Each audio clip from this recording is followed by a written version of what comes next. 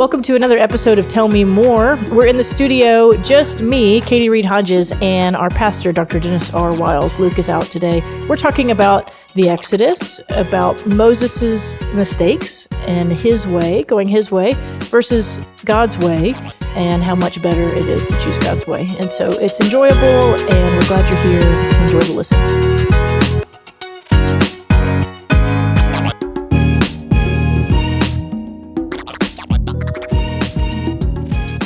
Welcome to this episode of Tell Me More. We're missing our third party. We are. We're missing him. 1, 2, 3. Luke is out today, and in fact, today is Wednesday. Yeah, we're a little late this week. We're a little late this week. We had a golf tournament on Monday. We so did. To raise money for a very worthy cause. That's right. Drum roll. Restore Hope. Restore Hope. That's right. And all it was their... so fun. Beautiful day. It was a great day to be outside. Yeah. It was overcast, which was a nice gift. Yes, it was. Great golf course. We had fun. I golfed on an all-girls team. You did. Y'all were the only. In fact, the all-girls team. You were the only one that was all women. We had other women golfers, but yes, there were not an entire team of women golfers like you guys. Which I determined is actually not all that advantageous. If you have a woman on your team, it can be really helpful. Yeah. Because when I've golfed on the men's team, sometimes the ladies' tees are so far up. Mm-hmm. Like you bypass all the water hazard and everything. Yeah. Hit a good drive. We play it. So I've been very beneficial on men's teams. When you get all 4 girls, it's like... I would say you're beneficial in any setting. Oh, thank you. That is what Have I you would seen say. me golf? I don't care what it is. I feel really good about Katy. Yeah, it was fun though. I kind of put together my dream team. Yeah. Ashley Berryhill, Chelsea Judkins, Christine Worley. I mean, we had a great time. Yeah. Well, I played with a long-time friend of mine from Dallas, and actually 2 friends of mine, and one of them's sons, and we had a great time. It's awesome. A lot of fun. Well, good. Hit a handful of good golf shots. Okay. Handful of not so good, but it's all good. And the good news, I don't do it for a living. I'm not Scotty. You're not Scotty. But how about Scotty? Nobody's Scotty. Come on, how about Scotty? You proud of him? Oh, love him, man. Did you see his press conference where he... I did not. Yeah, they talked about his game. I did not watch you didn't watch the press conference? I did not watch the press conference. I have it on my phone if y'all want to watch it. Let it. Well, we need to do this. Oh, okay. Let's just go ahead and do this. So. Yeah, he did a great job just sharing who he is and his identity is in Christ. And he said, my buddies and I were talking, and even if I don't win the Masters, I want to win the Masters, but even if I don't, he said the victory's already been won for me with Jesus on the cross. And you can tell the sportscasters, they just don't know what to do with that kind of stuff. Yeah, it's not routine for them, right? I love him. Well, Team Scotty. Ryan enjoyed watching it. My dad almost spoiled it because I was talking to my dad, and he just told me who won. But y'all were delayed. Of course, we have triplets. Yeah, so you got to watch it when you can. Catch it when you can. We were watching some of it, and then family came over, so we paused or recorded it, turned it off. Anyway, so Ryan got to watch it in all its glory at like midnight awesome. that night. I love it. So. I love it. Okay, but meanwhile, so anyway, we couldn't record yesterday either because Tuesdays are busy. Meetings. And then today Luke couldn't be here, but we had to get here we are. One to our people. Here we are. The people were asking for it. This is the original cast. So many episodes ago, like 80. We're not that far from our 100th episode. I know. It's crazy. We've got some plans in the works, which I will not announce in this moment. Yeah, let's not do it. But it's exciting to think about. Cliffhanger. Okay. Mm-hmm. So for the 100th episode, we're good. No, we're not. Oh, I'm sorry. I'm sorry. Yeah, tell us what we are going to do, Dr. Wiles. Tell us more about it. Yeah, we'll talk about it. Kyle's got some ideas. So. Okay. We're in a new preaching series. We are. We're 2 into a new preaching series. Right. I'm enjoying it. We're walking through Exodus, which is a very rich, very cool text. Mm-hmm. It is. Each story. Powerful. Absolutely. And so you have taken 2 stories, essentially, as I learned them and growing up, read it as 2 stories, preach them side by side, next to each other. And so I want to talk about that. But before we get to that, it's not been you and I in here in a little while. I know. Just you and me in the studio. I know. So I thought we should just have like a Katy D-Dub catch-up time. I think so. So Let's do it. How do you think I'm doing, like at a performance level? Here's what I would say. What's your least favorite thing about working with me? I don't have one. Don't do that. I don't have one. Yeah, you say what you're going to say. I do not have one. Here's the thing about Katy. Katy, you always make everybody around you better. Me included. That's so nice. That is the truth. Well, I think you're a very good pastor and a very nice person. Look at us. Let's see, what else were we going to say? Yeah, what do we write down? And your triplets are incredibly cute and sweet. Yeah. And we used to do this though. It just used to be me and you. I know. Well, this was your idea. It was my idea. Yeah. Yeah. Tell me more. We talked about how you can't cover everything in a sermon because we all know the music goes on and on and on and on and on. Those guys. And so get all that out of your system. There's not being music in heaven, just preaching in heaven. Yeah. Is what I think. And so all you musician people like Addison and all these worship leaders, worship right now while you got it. You don't worship's going to come naturally in heaven, so we're not going to need any musicians, right? Why do you think we need preaching? Because people need to be guided on into you're going to continue to learn even while you're in heaven, don't you think? I've not. Is that not your image of heaven? Really thought about being a part of hearing really good preaching. We've talked about this in here. My image of heaven is a little bit agrarian. Okay. It's a little less industrialized. More country preacher. That's what you're thinking. I can't picture past just like, we all have a garden that's organic and we eat from the earth. Okay, got it. We're not exploiting people and, that kind of thing. But I have not gotten to what is the nature of corporate gathering. Right. Yeah. Well, there's going to be corporate gathering. There's going to be. Well, I guess. Worship, of course. There has to be, I would think. Yeah, be incredible. I don't know. Even I will be able to sing in heaven. I don't That's know. What's pretty awesome. Obviously, Revelation talks about worshiping around the throne. Yeah. But Revelation has a lot of stuff in it. I'm not quite sure how to interpret. So here's the problem with my singing. Like sometimes at night when I'm going to bed, I like to sing hymns. I don't mean out loud. I'm talking about in my mind. Oh, well, just a little peaceful sleep. Yeah. But unfortunately, I can sing off key a lot. I think I'm off key. And even in my mind when I'm singing, I still hear myself sing. Right. Yeah. So I wish I would hear Chris Tomlin singing in my mind, but instead I hear me. It's you. It's still not good. I'm not a very good dancer. It's one of my worst qualities. I was going to bring that up about working with you, but I didn't want to say it. She's a really bad dancer. I'm a really bad dancer, and I'm extremely bad at choreography. Okay. You cannot teach me a dance and expect me to do it. It's just one of those things that my left brain and my right brain and my feet don't come together. But in heaven. Well, that would be interesting. No, but I was going to say even when I close my eyes and try to picture myself dancing, I can't do it. It's still bad. It's kind of like that. It's who I am. So we all have weaknesses, and those are mine. So Exodus. Yeah, that's right. Little Katie and D-Dub time brought to you by First Baptist Arlington. Yeah. Tell me more. And then Luke filled in for me for maternity leave, and we realized he's quite good at this as well. Oh, yeah. And three voices adds a little bit of a dynamic. We've had a great time. But for today, of course, this kind of goes back to Thursday Night Live. Is that what we called it? We did during the pandemic. Was it Thursday Night Live? Yeah, it was Thursday Night Live. Yeah. And you're right. Because it had video element. Mm-hmm. Mm-hmm. What it didn't have is just audio element. True. Does that make sense? Yeah, that's right. Yeah, it wasn't a podcast. Yeah. But it was pretty good. Yeah. Kurt, had a good time. It was you, Kurt, and Barry for a while. Mm-hmm. I said, it got better when you joined. Then I think somebody said, we want a lady. They actually said, we want Katie. That's what they said. We want Katie. That's quite a compliment. Uh-huh. So I enjoyed that, and that ran its course, and this is kind of a new, So I always have different podcast ideas, too. And we're getting close to our 100th podcast. So for our 100th podcast, we can't talk about that yet. Sorry. But you could tell us, email us, what do you want to see or do? Kyle has thought about and kind of hinted at, what if we did something live where people could be there? We're not supposed to tell everybody. It's a hint. Okay. We haven't decided. Okay. So that's why I'm like, let us know if that would be cool, if you would want to show up. Ooh. How much you would pay for a ticket. There you go now. Speaking of tickets, last night I went online. Did you get a ticket? To buy a ticket to Caitlin Clark's first game here? She's playing in Arlington at College Park Center. Do y'all know? The cheapest ticket I found, at least officially on the site, was $395 a person. I was trying to buy me, Cindy, and Ada. Isn't that crazy? Yeah, so I just got me one. But no, I doubt that. So seriously. We can't all go. But I'll go for us. I will go for us. I will appreciate it better than that. How much that awesome? Is a normal Dallas Wings game? Oh, $8? Yeah. No offense, but probably. Yeah. And can you name anyone on their team? No, but I know Natalie Bernard works for them. I saw a meme once, and then I want to get into the scriptures because that is the nature of this podcast. Why we're here. But I showed it to Ryan the other day. I guess it's a meme, but it basically says, would you rather find $5 or have your regional WNBA team win the championship? That's so bad. What's your honest answer? Well, right now, my regional WNBA team win the championship because of Caitlin Clark. But maybe 6 months ago. Prior to that, I would have said $5. That's a total. I'm sorry. I said Ryan $5.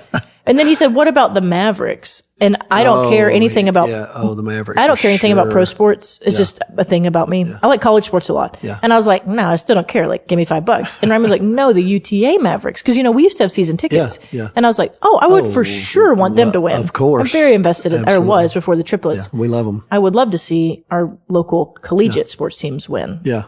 But so Caitlin Clark's very first game as a professional, it's a preseason game against us here in at UTA's College Park Center. Yeah, against the Dallas Wings. Yeah, the Indiana Fever. Which did you know that was a team I did. before 3 weeks ago? Yeah, I have I've watched some WNBA. Oh, okay. Yeah. And I don't mean to dog on the WNBA. We just know it has not flourished. No, but she's a game industry. changer. She's so good. She is. So, but a bunch of them are. So. She's not my favorite.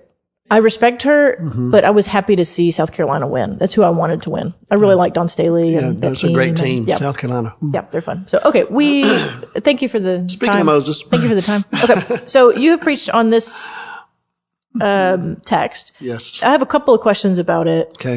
One, it's just kind of specific. You preached on halfway through 2 through and 3, which Correct. is, I think most people listen to the sermon as well. But Moses makes a mistake, murders an Egyptian. In Egypt. Yep. Then the very famous Exodus 3, which is the burning bush and the calling of Moses. So there's a fascinating little, it's not fascinating, it's very familiar, but the beginning of Exodus 3, where the first verse says, now Moses was tending the flock of Jethro, his father-in-law, the priest of Midian. Right. And he led the flock, when they came to the Mount of Horeb, which also, all these have significance, but when I was listening to it, I listened to the sermon and you had read that text, the priest of Midian has a flock. Right. So would a priest in that time have a flock for priestly purposes? Probably. Like, are those lambs going to be sacrificed? Or are they is this more like bivocational? That's what this is my industry. That's what I would say. I think that he was a shepherd and priest, and so he would have probably been rearing sheep just for him, raising sheep rather just to for sell himself, at market, of course. Or not the market at the Sorry, you rear children and you raise sheep. Sorry, raising sheep. Okay. And I think that it would have been his income, but I'm sure also there was probably a sacrificial nature to his role, and he was a Midianite. And so, which is a fascinating connection with Moses, as mentioned Sunday morning. Yeah, we what's don't the think Midian about that connection? much, but Midian was one of the children of Abraham. Abraham later in life, after Sarah died, marries Keturah, has several boys. Midian was one of those boys. They lived in the southern part of the Sinai Peninsula, what I guess we'd call Saudi Arabia today. And in the Midianite people, they had some vestiges of that connection with Abraham. And so Jethro, who knows what all Jethro knew about Yahweh. I'm not sure about that, but it appears that he would have been a monotheist. He had this idea that there was a God, and you find him to be a very wise man before this thing's over with. What's fascinating about Moses at this point in his life, if you look at 40 years in Egypt, we believe, another 40 years in Midian, and he doesn't have, in all appearances at least, it doesn't say he's tending his own flock. It doesn't say that he's doing his own work. He's saying he's still working for his father-in-law, which I find to be a little fascinating. but regardless, because you think, I think normally, but in that era, most people it would probably be eventually Moses was tending his flock. Probably, but and what's fascinating about that connection too, the Midianites, they were a part of that caravan connected with the Ishmaelites, all descendants of Abraham, who actually bought Joseph and delivered Joseph as a slave to Egypt. And so now here, all these years later, is Moses going to the Midianites for refuge to escape the punishment or even perhaps slavery in Egypt. So it's a little bit of a interesting juxtaposition with the story of Joseph, and and just the whole thing with Moses and Joseph. Moses, Joseph shows up in Egypt as a slave and has to prove himself at every turn. And eventually does that. He'll convince Potiphar and the jailer first, and then Potiphar first, then the jailer, and then eventually Pharaoh that he's worthy of being trusted. Moses will be born with that. Moses is born into the court of Pharaoh, and he doesn't work his way into it. He doesn't have to. He's a prince, and but then he'll lose it, and then he's got to re-earn it with the Jews and the Egyptians. So their stories are kind of flipped, if you will. It's kind of interesting. Ryan has been listening to the Prince of Egypt soundtrack. Yeah, he says it's very well done. Yeah. Just so you know, the theology in the lyrics is very thoughtful. Yeah, that's his take on that. Yeah, so which I agree. Speaking of all of this, we haven't talked about Prince of Egypt much in this. Yeah, we'll do that. Yeah. We'll bring it into light now that we're in Exodus. We've talked 10 Commandments. I know we've done more. Yeah, the Testament, this new documentary on Moses, which I have not seen yet. So yeah, we're halfway through episode 2. I guess it's what it's called. Okay, it's always fascinating when people try to do a modern interpretation, particularly Moses. I mean, it's Moses. You got Abraham. Moses, those two men, almost incomparable in the rest of the Old Testament, if you think about it, because even today, Jews and Muslims and Christians all revere Moses, and Abraham. And so these two men are standalone kind of men, so I always love to talk about Moses. It's one of my famous gaffes as a preacher, and I did it in 2 different churches, and Cindy just thinks it's hilarious. Tell us everything. Well, I've preached on this passage before, obviously, take the sandals off your feet. And so in 2 different churches, preaching the sermon on Moses, in both of those churches, through the whole sermon, I said God told Moses to remove his feet because he was standing on holy ground. And I didn't just say it one time. I just, 2 different sermons? Yeah, in 2 different churches preaching on the same text. I did it both times. And you said it over and over. Oh yeah, emphatically. Moses, remove your feet. The place you're standing is holy ground. And Cindy said in both of those sermons, she's trying to get my attention. She's shaking her head. She's looking at, pointing at her shoes, and I never got it. I did both of them whole all the way through. So Sunday morning, this past Sunday morning when I was reading it, I almost stopped and just started laughing because I thought, okay, I'm going to say sandals. I'm not going to say feet, but I didn't say anything. You got to stare at Cindy. Yes, I didn't even want to get it in my head. I tried to get past it really quickly. Now, does that come from anything? Is the Hebrew weird? Anything that would help justify? I don't know what happened to me. I just got going and couldn't stop. Yeah, well, happens to me sometimes. We do know what that's like. Yeah. But so okay, this scene. I just think, but Jethro. Okay, tell us what you. Jethro is ultimately going to play a role in Moses' life once Moses begins his journey of having to oversee the people. Jethro's going to come and visit his family, his daughter and grandkids. Yeah. And he's basically going to tell Moses, you can't keep doing what you're doing. It's just not sustainable. You need to bring in a staff of people who can actually help you judge these people and kind of, take some of these responsibilities and share them with people that you trust. And that was really beneficial to Moses. So Jethro's a pretty cool dude, man. Yeah. And in fact, in this documentary, this new in the Testament, he's portrayed that way as a really good guy. As he should be. Just a good guy. Yeah. I really like the way they portrayed him. Okay. I might give that a look. Yeah, it's interesting. Okay. So Exodus 2. Yeah. Your interpretation when you preached on Sunday, Moses did things his way. That's right. Took it in his own hands. Hence the title of the sermon, Your Way or Yahweh. It's a pretty good title. You got any feedback on the title? Yeah. The title alone? Different people who told me they liked it. Okay, good. Addison told me today she liked it. So yeah, and she's a Gen Zer. She's right. So it must be cool. But yeah. And you really took, a lot of application on this one about just how we all tend to be very human in doing things our own way. Correct. Is that fair? Is that a fair representation? Is. And part of the reason behind it is I really wrestled with this sermon series as I was praying and working through it, because on the one hand, the story is so powerful, so pivotal in the theological development of Israel and their theology, Old Testament theology, also messianic imagery. I just felt like, okay, if I'm going to preach on Exodus, and it's really a part of an overall plan for this entire year, because what I'm doing over the course of this year is I'm preaching a series on Sunday mornings out of every section of the Bible. And so, and we talked about that in here, the sections, the genres. Right. That's right. The book of the law, books of the law, the wisdom material. We're going to get to Gospels and Acts and all that, letters, prophetic material, those kind of. So when you went away in July, I say went away, when you planned in July. That's right. So I marked out the year and said, I want to cover the gamut of biblical literature and also exercise the voices of a prophetic voice or an apostolic voice in my preaching. Well, I really struggled with this series because there was a part of me that felt like I need to just preach the Exodus story. I just need to make sure that our people grasp the gravity of this story. But as I prayed through it, I also kept feeling compelled to take some lessons from Exodus and just plant them in our real everyday lives. Just practical. Yes. Yeah. A little very different How approach to preaching life. it. Operating on the assumption that you know the narrative, as a Christian already. So that's where I landed. Tricky balance. That's why I did this way I want to take some of the material in Exodus and put it into 2024 and learn lessons for us. And so to me, this is a profound lesson.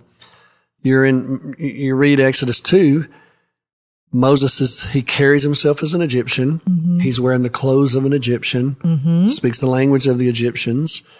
So if he's walking down the street or anywhere among the Hebrew slaves, they do not see him as one of them because he's not. He's an Egyptian prince. And I'm sure he's dressed that way. So contrast whatever you think an Egyptian prince would wear with what a Hebrew slave would wear who's making bricks or working or doing whatever. He's also in contrast to the Egyptian slave masters because he's not working like that for a living. He's not out sweating with a whip in his hand and probably having to answer to a higher up about quotas and all that kind of thing. They were held accountable. He's just strolling. He's a prince. And and everybody that would have seen him that day would have seen him as an Egyptian. But there was something deep inside of Moses that beyond the veneer of his Egyptianness. He was a Hebrew. His mother nursed him. His sister Miriam was with him as a little boy. We have no idea how long that went on, what stories he was told. And even the Egyptian princess who adopted him, whether or not she was honest with him along the way to let him know that's really who he was. But we know that by this time he knew it. And so there he is walking down the street or wherever he was, and something inside of him just spoke to that Hebrew identity, and he just rails against this Egyptian master. And him being a prince, I mean, he's in authority. Right. And he takes this guy and then goes to the nth degree and kills him. Yeah. He didn't just... He didn't just stop it. Right. He exacts revenge and then buries his body. And so to me... And the writer of Hebrews says this, that Stephen says this rather in his sermon in Acts 7. He was acting as a rescuer. He's rescuing. So then the next day, you see these two Hebrew men fighting. And again, he's an Egyptian. They do not look at him and say, man, he's one of us. Well, no, he is an Egyptian. And so when he intervenes with them, they're looking at him saying, why are you doing this? Why would you even care about us? And we're scared of you because you could kill us, and what's anybody going to do to you? And so you're going to kill one of us like you did the Egyptian. And then Moses is like, And then for whatever reason, when the word gets back to Pharaoh, who knows? Pharaoh decides he's going to exact revenge on Moses. Well, now Moses is out. So taking things in your own hands, relying on your own perspective, the idea that I think, as I said Sunday morning, many of us believe we just reserve the right to think what we want to think, feel what we want to feel, say what we want to say, do what we want to do. Freedom. And it doesn't matter what the truth is. Even if you don't have the perspective, you still can somehow justify it. And you can carry anger and bitterness and hurt based upon a limited perspective that could be incredibly faulty to begin with. And yet you can just nurse it and build on it. And it becomes your reality. And we just reserve the right to do that and just do it our way. And we do that in our families, as I said Sunday morning. We do that in our marriages. We do that in our churches. We do it in our office place. Well, think about that. The prevailing force today is this individualism. That's right.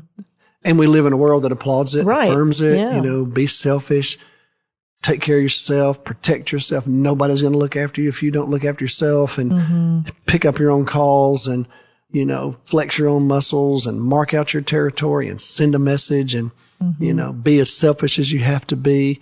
Well, I live in a world that applauds that, and I just think that as a Christian, you're just going to have to swim upstream in that setting, in that cultural setting that we're in. And so that's why I tried to say Sunday morning, my culture affirms and applauds so much of what the Bible condemns and calls us to forsake. As Christians, but as I said Sunday morning, I really don't believe it's because we're evil. I don't believe that. I just think we're human. And in our humanness, we just struggle. We struggle with what comes naturally to us. And so here I am facing the same dilemma. Now, granted, murdering someone is beyond the pale. So let's go ahead and say that. Okay. Right. That might be evil. Yeah, I would say you're off the chart. But think about how destructive you can be, though. Harboring an ill-formed opinion and then becoming the evangelist of that ill-formed opinion and then building alliances with an ill-formed opinion and developing a constituency with an ill-formed opinion. You can cause quite a bit of destruction. You can confuse the issue. You can, you can really be detrimental to many things that are good. And think about how many things have been ruined by that. And then to be confronted with reality and truth. Well, sometimes you've convinced yourself of what the truth is, even if it's not true. Even if it's not the truth. Which You've is convinced dangerous. yourself of it, yes. Right. And then there it is. And again, you got people all around you that will applaud it and bless it and join in. And man, you can get really affirmed in your brokenness and in your humanness and feel justified. And that's kind of what I was trying to point out Sunday, to just say, okay, it's easier to do that than to be Christian. Yeah, because being Christian involves, I never want to juxtapose. I mean, to be human, to be Christian is to be human in its fullest form. In its fullest form. Right. That's right. But not what you're talking about, Not which in is our this almost shell of humanity. That's right. It's just the broken side of humanity. Because it takes the daily grind, the daily discipline of abiding in God's presence and becoming more like Him, which is harder to do in every form. That's the glory of God. God, Isaiah 43:7, my people whom I've created for my own glory and I've formed and shaped them. Well, there's the image and the glory of God.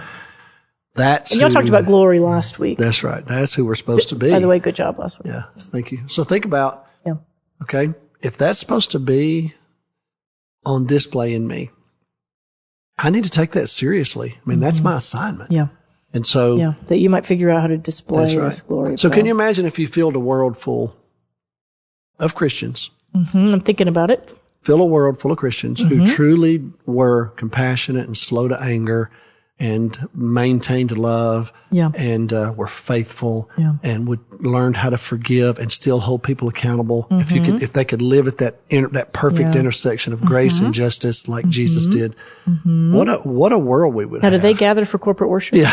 Because this is the kingdom of God you're describing. I think they gather for preaching. Yeah, of course. Oh. Yeah. Worship through the proclamation of the Bible. That's right. But, which we still have as a governing document. In heaven. In heaven is what we just decided. Okay. But yeah, I just look at that and I think, how different would my world be? What if every kid showed up at school in Arlington from that home tomorrow morning? I mean, think about what a difference. Man, the world is so broken. It's so quick to anger. We're not slow to anger. I mean, quick, man. Just turn on a dime. Can pull the trigger without even thinking about it, and emotionally and in just detrimental ways. That's just my way. That's the way of the world. And I just feel like the reason I love these two stories is because I almost feel like you get to the burning bush and it's like God looks at Moses and says, you tried it your way. Now let's do it my way. Yeah. So as a reminder to the listeners, these two stories are next to each other in the Bible. They are. But you think, based on scholarly work, that it's probably about 40 years between the two. Generation apart. But they're next to each other. They are. And so you think maybe even page 2, page 3. Whoever puts them together, which I mean the author might be Moses, but whoever is binding this for us puts them next to each other for us to notice that. I think to highlight it. And to highlight it. Okay. So that's what I would say. And then so you're saying get Yahweh's way. So then you turn the page and you've got the call of Moses, this burning bush. Take off your feet. Take off your feet. You're on holy ground. That's right. And you look at those together. Yes. And often there are a lot of biblical texts, which when you look at them next to each other, you think, whoa, there's really something to be learned here. Exactly. Some with the disciples. Yes. Yeah. But I mean, think about Yahweh's way. It's almost like, to me, the Lord looks at Moses some 40 years later and says, you intervened and you were going to save one Hebrew slave. I'm going to save all of them. You know, you were going to rid the wrath of one Egyptian master. I'm going to get rid of all Egyptian masters for my people. You know, you were going to intervene in one argument. I'm going to give you an ethic and a code of conduct that'll help resolve all arguments for all everybody. Hebrews, for everybody, even beyond the Hebrew family. His ways are just so much more holistic and effective than our ways. And not only that, I feel like the Lord was saying, I'm going to deliver these people, but I'm going to do it in my way. And in so doing, I'm going to undo this Egyptian worldview. I'm going to conquer their gods and goddesses, and I'm going to create a people who has the real and one and only true God, and give them a whole different worldview and different perspective, different ethical code and demand. And through them, I'm going to bless the whole world. That's what's going on here. You know, I'm going to redeem them, and I'm going to change history. You were doing something in your own power and your own strength, and it was so limited and so narrow, and you did it. You know, and it basically, the only thing it accomplished was to lose a life, jeopardize your relationship with the Jews that you'd already met, and then fall out of favor with the position of power and influence that you had for who knows, maybe I put you there to begin with for that. But then you lost that, you know. So, it can be detrimental to go your own way. But God's grace is greater than our sin. So what do you say? He redeems Moses, rescues him, and gives them that opportunity to be back in the fold. And even though Moses has a hard time with it, he ends up doing it. And man. So to our friends that are listening who are realizing, maybe have already realized, that they have gone their own way. I was a little bit more like Exodus 2 Moses than Exodus 3 Moses. Right. What do you say to them? I say, well, first of all, acknowledge it to me, admit it, and become a little more self-aware that that's real. That's really who you are and how you've been operating. Name it. Yeah, and confess it. And it may involve some work of reconciliation, depending on to undo some things, right? You know, who you've harmed along the way. Sorry. Yeah. And I've carried this, or I've nursed this, or I've promoted this. Yeah.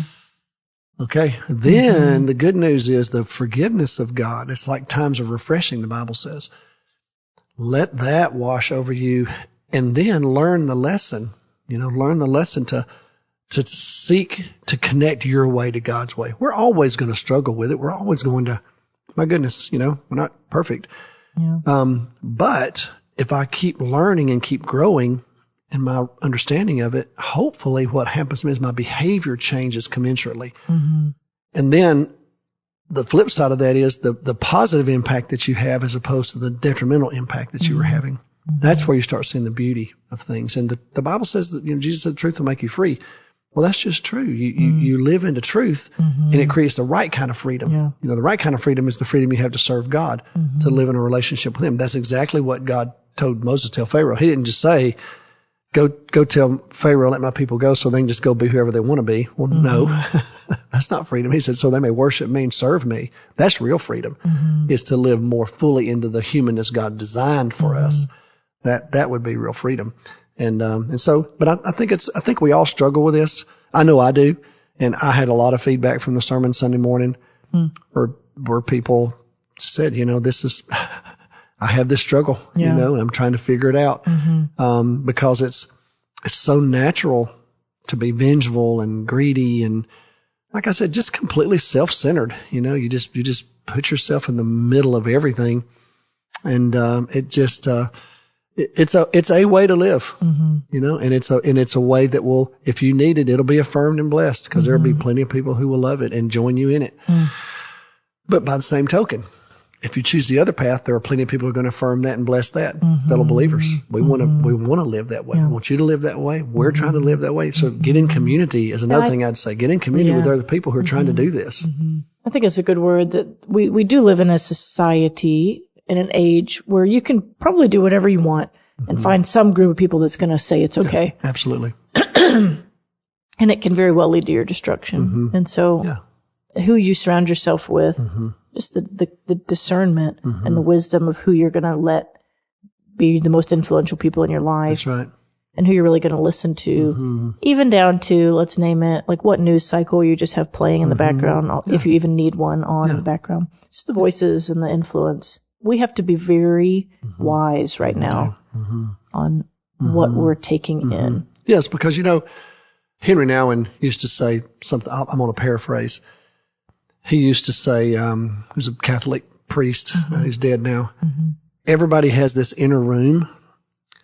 That's kind of what he called it. And he said, in that inner room, there's intentionally placed furniture and furnishings.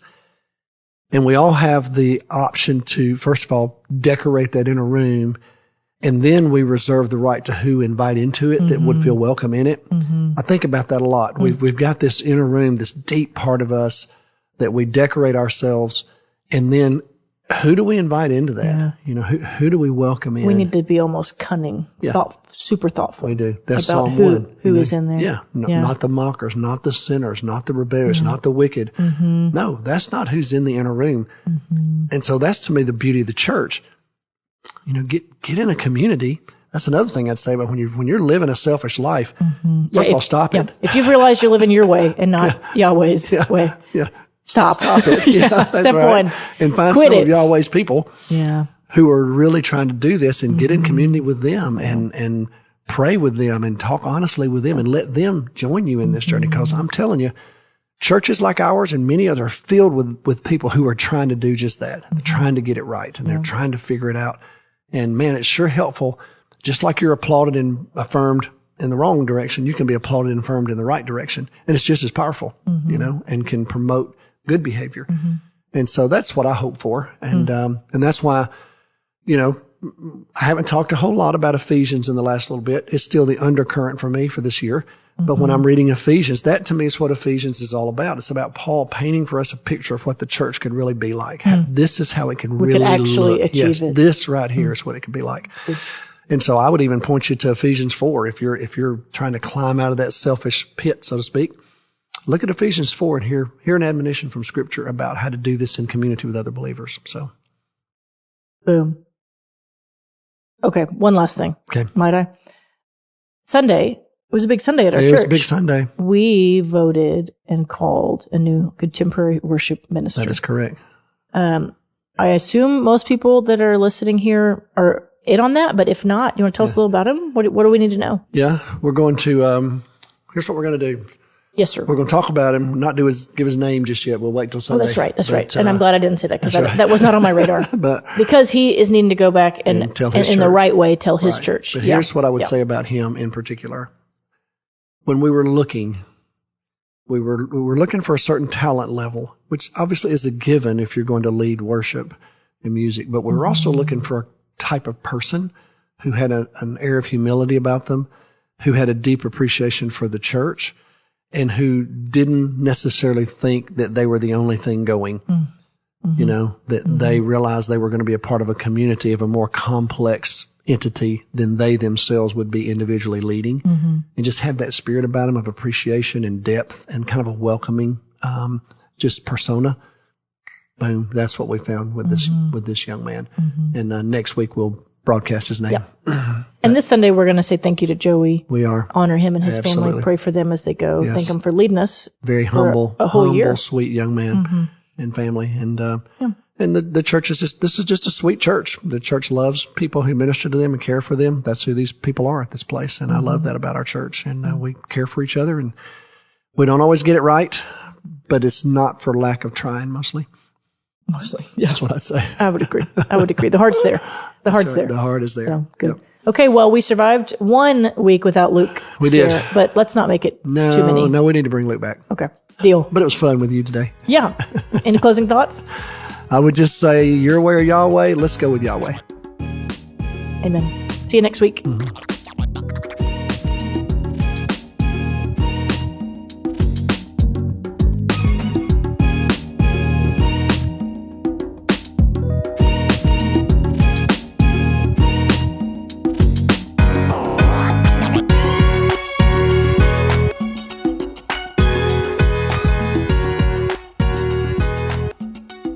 Thanks for listening to the Tell Me More podcast today. You can subscribe to this podcast on your app of choice, or you can visit us at fbca.org to find out more information about the podcast and our church. Thanks for listening. Have a good day.